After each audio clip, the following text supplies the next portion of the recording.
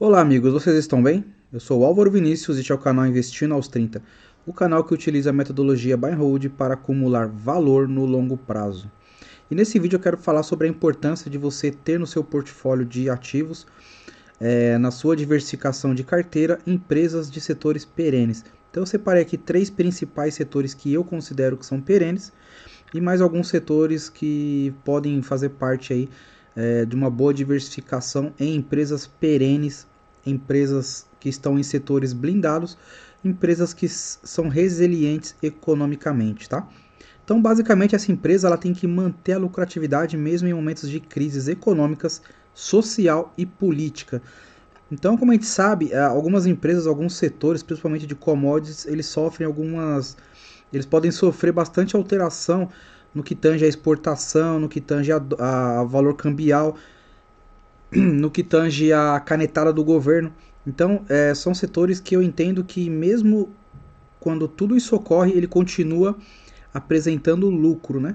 Então, uma empresa ela tem que não só apresentar lucro, antes do lucro, o lucro é a etapa final, mas antes do lucro tem toda uma questão de governança e algumas empresas elas conseguem, mesmo com essa crise, mesmo com algum tipo de crise, ela consegue lucrar acima da inflação, o que é muito difícil no caso de uma hiperinflação.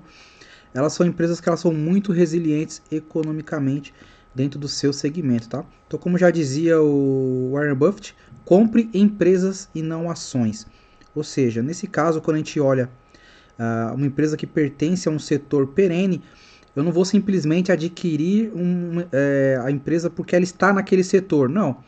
Eu vou ver se aquela empresa, mesmo estando naquele setor, ela sempre tem uma curva de lucro crescente, sempre tem uma boa governança, ela sempre entrega para os seus acionistas aquilo que ela se compromete, tá? Os seus acionistas e, obviamente, os seus clientes. Então, a primeira empresa que eu gostaria de falar é o setor bancário. O setor bancário é muito simples o motivo dele estar aqui, principalmente no Brasil, né? Quantos governos já passaram, quantas crises já existiram, e a gente sempre vê notícias, né? O setor bancário mais lucrativo, os quatro principais bancos continuam aumentando o seu lucro. Porque principalmente no caos é que o setor bancário ele tem a sua maior lucratividade, que ele começa a fazer, as pessoas começam a buscar o banco para poder adquirir empréstimos. Então, o setor bancário é um setor que eu considero muito perene. Ah, Álvaro, mas e os bancos tradicionais não correm risco? Olha, os bancos tradicionais, Itaú, Bradesco, Banco do Brasil, Santander, etc., eles têm muito caixa. Esses bancos eles têm muito caixa. Eles podem comprar concorrentes fintechs ou não. Eles podem simplesmente entrar no mesmo patamar delas e oferecer taxa zero, e por um tempo ele consegue aguentar com certeza a taxa zero para poder quebrar a concorrência. Independente disso, o setor bancário vai sempre existir, vai sempre. Talvez o setor bancário ele esteja passando por uma questão aí de, até por conta da indústria 4.0, o setor bancário está se modernizando, cada vez haverá menos agências, só que menos agências também é uma questão de você consegue aumentar a sua margem operacional, porque você tem menos instalações, você tem menos pessoas para poder oferir ali uma dívida, né? A sua dívida mensal que você tem com os seus compromissos que os bancos têm ali mensalmente. Então, o setor bancário vai se modernizar, está se modernizando, mas ele não vai acabar. Então, alguns exemplos de empresas que eu coloquei aqui, né, as mais conhecidas, Itaú, Bradesco, Banco do Brasil, Santander. E aí eu coloquei duas fintechs, que é o Banco Inter e o Banco Pan, que já são bancos 100% digitais. Acho que o Banco Pan ainda não é 100% digital, mas ele está virando essa chave para ser um banco 100% digital. O Banco Inter, sim, já é um banco 100% digital. E os outros bancos são os chamados bancões, né? Eles a cada ano aumentam o seu lucro aí, né? Então eu trouxe duas matérias só para comprovar, matérias recentes, onde eles falaram que os quatro maiores bancos batem recorde de venda. Então, assim, mesmo com essa ameaça das fintechs, os bancos continuam sempre tendo uma lucratividade superior às demais categorias, principalmente no Brasil aqui, tá? O segundo setor que eu considero perene é o setor de energia, até por um motivo óbvio, né? A energia vai sempre existir, você sempre vai pagar a sua conta de energia para você não ficar sem ela. Então, o setor de energia ele também tem uma outra vantagem, que ele tem uma previsibilidade de lucro. Ele é um setor que costuma ser alavancado, né? Ele contrai dívidas para poder expandir, para poder fazer a distribuição, mas por outro lado ele tem um lucro ali praticamente garantido, né, mensalmente, uma vez que as pessoas, uma necessidade básica a energia, né?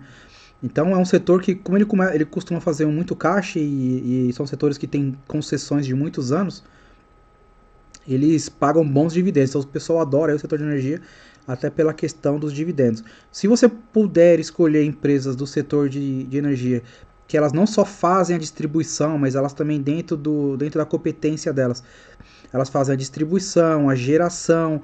Então tem outros segmentos dentro da energia. Se você puder adquirir empresas assim, melhor ainda, tá? Lembrando que nenhuma dessas empresas é recomendação, é só por uma questão de exemplos de empresas que estão dentro desse setor aí, tá? Então o setor de energia eu considero um setor perene, sim. Terceiro setor, talvez algumas pessoas não concordem, mas para mim faz sentido colocar ele aqui, que é o setor de alimentos. É um motivo muito básico, né? Alimentos as pessoas sempre vão ter. O grande problema é que na nossa bolsa aqui do Brasil, na B3, a gente não tem muitas ou excelentes ativos voltados para o ramo de alimentos, tá? Tanto que eu até coloquei uma que é a Ambev, que ela não é alimento, é o setor de bebidas. Inclusive só tem ela praticamente nesse segmento de bebidas. Mas para mim faz parte ali de empresas de bens de consumo. Então aqui a gente pode citar BRF, M. Dias Branco, que é sem dúvida uma das melhores empresas aí da bolsa. JBS, Camil, Minerva Foods, e aí eu coloquei a Ambev aqui. Foi uma espécie de licença poética, né? Uma vez que a Ambev não é uma empresa de alimentos. Mas para mim faz sentido ela estar no meio aqui do que tange alimentos. Então o setor de alimentos ele tem algumas características, por exemplo, a M. Dias Branco ela depende de uma commodity que é o trigo, né?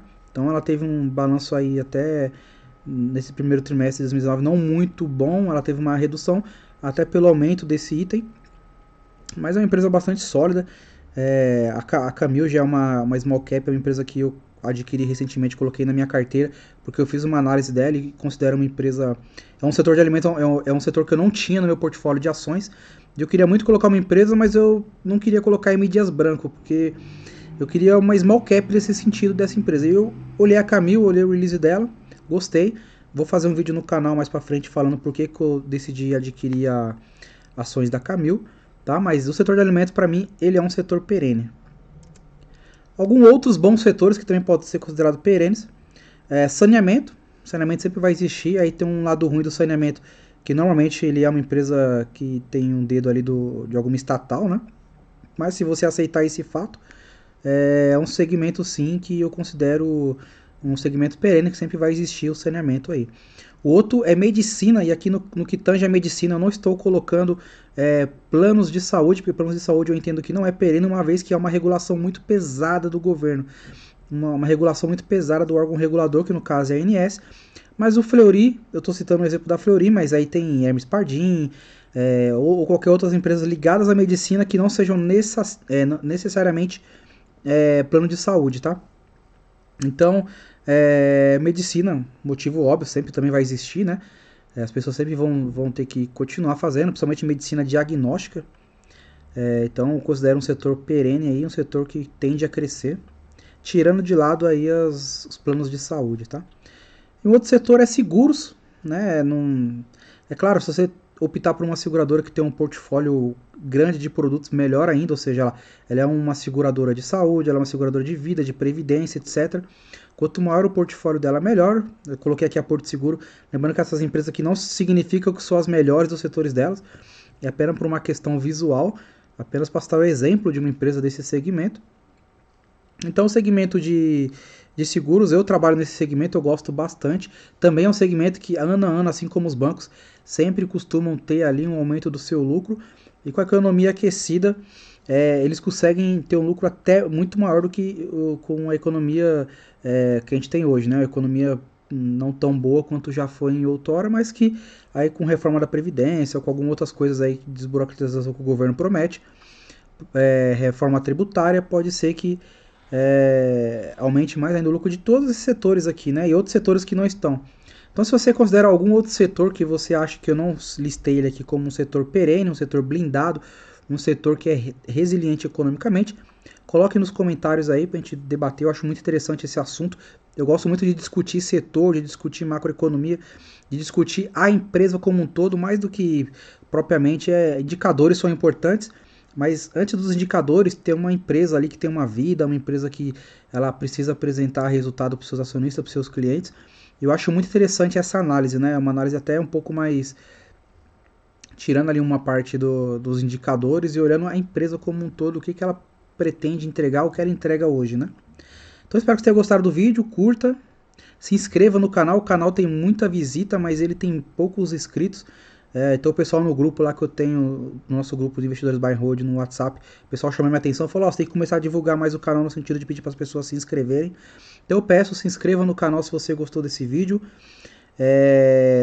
comente e espero que você tenha gostado do conteúdo, né? Um conteúdo diferente, eu quero trazer cada vez mais conteúdos desse tipo para o canal, analisar ações com indicadores fundamentalistas eu gosto de fazer, é muito legal, mas esse debate um pouco mais abrangente aí sobre economia também é um debate muito interessante e eu acho que investidores de longo prazo tem que aprender cada vez mais isso, né? Não olhar só a empresa, só buscar uma dica, olhar todo um contexto ali do que é uma empresa listada na Bolsa de Valores, tá bom? Fico por aqui, um forte abraço e até breve.